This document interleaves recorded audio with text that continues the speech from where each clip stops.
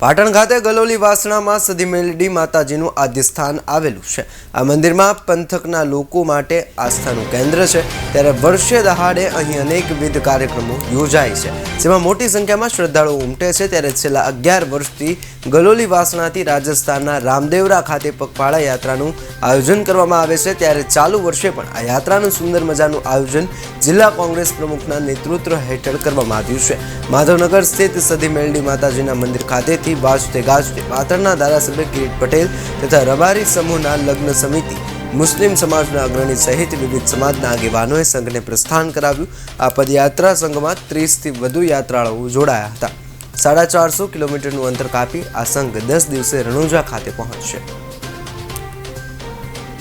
અમારા પાટણ જિલ્લા કોંગ્રેસ પ્રમુખ ખેમરભાઈ, એમના સુપુત્ર હિતેશ, અમને એમના પરિવારના અને સ્નેહીજનો છેલ્લા 11 વર્ષથી પાટણથી પગપાળા રામદેવ પીર રણુજાની દર્શન માટે જાય છે।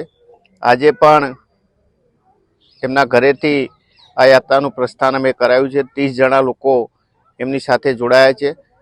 રામદેવ પીરને પ્રાર્થના કરીએ કે એમની યાત્રા સુખ સંપન્ન રીતે પૂરી થાય અને એમને જે મનમાં નિર્ધાર કર્યો છે એ નિર્ધાર એમનો પૂર્ણ થાય। છેલ્લા 11 વર્ષથી ગલોલી વાસણા પાટણથી પગપાળા યાત્રા સંઘ રણુજા મુકામે જાય છે। રામાપીરના દર્શન અર્થે આ યાત્રામાં 30થી વધુ લોકો જોડાયેલા છે। અમે દર વર્ષે અહીંયા પાટણના જાગૃત એક્ટિવ ધારાસભ્ય કિરીટભાઈના વરદ હસ્તે અહીંયા અમે પ્રસ્થાન કરાવીએ છીએ। આજે પણ કિરીટભાઈ, ભરતભાઈ ભાટિયા, દીપકભાઈ પટેલ, શહેર પ્રમુખ અને મારા સમાજના અને અન્ય સમાજના આગેવાનો સાથે રહી અને અમને આ યાત્રાનું પ્રસ્થાન કરાવ્યું છે।